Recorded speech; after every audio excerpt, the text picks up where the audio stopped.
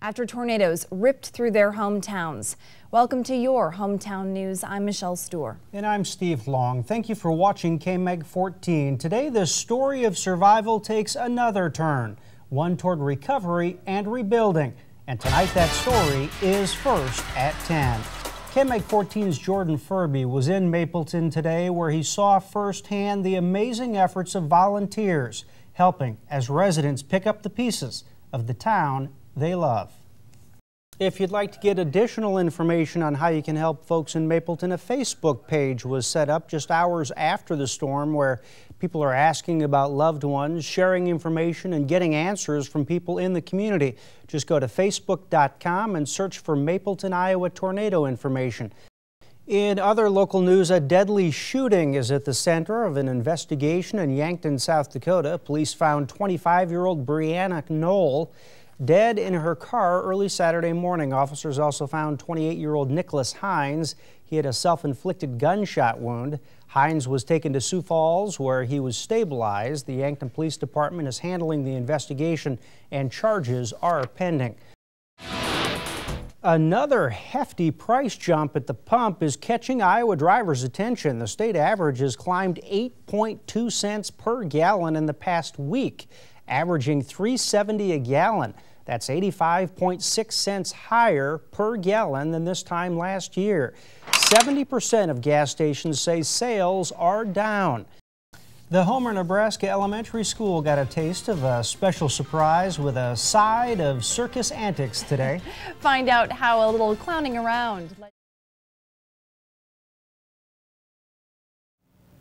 Michelle, tonight, two of Iowa's biggest political heavyweights step into the ring for a sold-out event. In fact, this event has been sold out for a long time. Just hours after tickets became available, tickets were gone. Tonight officially kicks off the 11th annual Awesome Biker Nights, and I've got the flag, so I've got the power to start the parade. Want to let folks know that the recipe for Brad's Bodacious Beef Burgers will be live on KMEG14.com if you want to try and duplicate the burgers. The male suspect then led police on a chase through the Tyson Event Center parking lot. He jumped that curb right back there and then proceeded through the parking lot, stopping just shy of that semi-truck. When the vehicle came to a stop, he then fired more shots.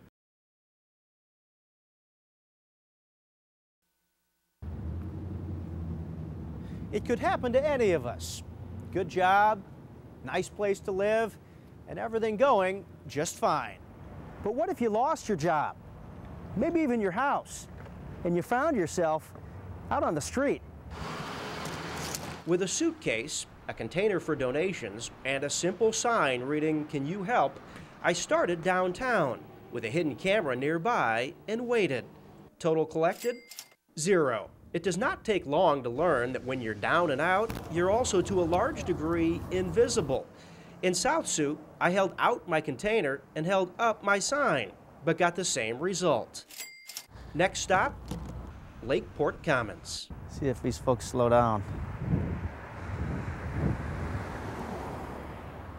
It's a difficult thing to do, to ask for money, but the sign was not working, so we'd have to speak up.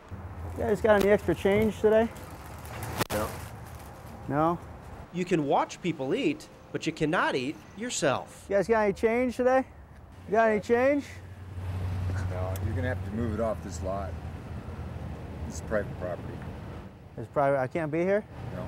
Okay, so maybe you're not invisible, but clearly people wish you were. Well, we got a complaint on you. They'd like you to kind of move along. Sure, it's Steve. I quickly explained I was working on a story. So what are the rules? Can I be on a sidewalk or? You can be on their property with their permission. With their permission, okay. If they call us, or if they want you removed and you fail or refuse to do so, then you go to jail for criminal trespass. Then, back downtown.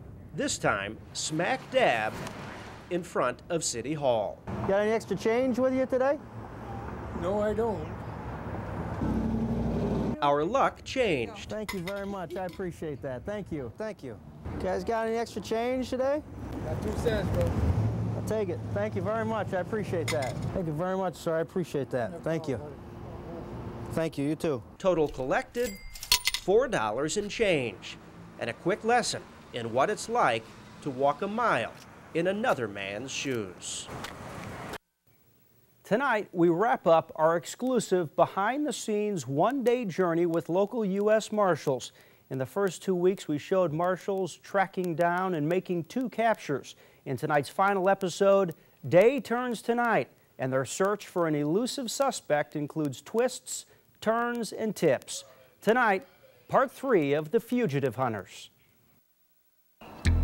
It's almost dusk. It's already been a long day. 15-year Marshal Mike Fuller and 9-year Marshal Chad McCormick are now on the trail of fugitive Leland Litson. He has prior assaults with intent to cause pain or injury. They follow a tip he may be staying in the Greenville neighborhood. He was sentenced to do 30 days. He served all but 9 of those days and failed to come back. And has borrowed a friend's pickup. There's a Dodge 1500 right there. Okay, just keep going. So that's it right there. Bingo. Marshals organize and make their move. Listen, this truck's sitting right here. I know he's not here. You can come in and look. They search, but Litson is not there. So where's he staying then? A dead end, but not the end of the search. Another source says Litson may be playing pool at Pereira's, a local bar. He's not here tonight. He isn't? This is the party that they all drink for free. He's not here tonight. Marshals leave the bar in search of another fugitive. But while there, Fuller gets a call. A tipster says Litson was at Pereira's after all. He's apparently hiding in the alley by the garbage cans behind the bar, so we're gonna go back there and see if we can wrap him up. Their source says Litson jumped the bar's back fence when marshals arrived the first time, and that someone handed Litson his cell phone over the fence. Marshals Fuller and McCormick park about a block away from Pereira's, within view of the dumpster, while a third marshal takes a position out of sight in the dark, closer to the bar. His friends are still there in the bar, so we're kind of trying to wait to see if he's hiding out somewhere back here or if he's going to come back to the bar. Fuller and McCormick head back to the bar, relentless in questioning and pressuring Litson's acquaintances for information. But still, they are not getting what they need. Here's the problem is that people are lying to us. People aren't being truthful. People start going to jail, okay? And I'm not saying that you guys are, okay? Finally, they get a break, and through a third party, Litson agrees to surrender. A block away from the bar, Litson is loaded into the car. Moments later, he is unloaded at the Woodbury County Jail. We always catch our guy. And suddenly, the day's hunt is over. But tomorrow is a brand new day. So how many folks do local marshals catch? In the past year, between May of '09 and May of 2010, they cleared about 490 warrants, which doesn't necessarily mean 490 people because some folks have multiple warrants. But what it does mean is these guys are always busy. Fugitives featured in this series are presumed innocent until proven guilty. And we want to remind you of our ongoing series, Siouxland's Most Wanted, airing every Monday night only on KPTH Fox 44 News at 9, where we partner with marshals to put out descriptions of local folks on the run.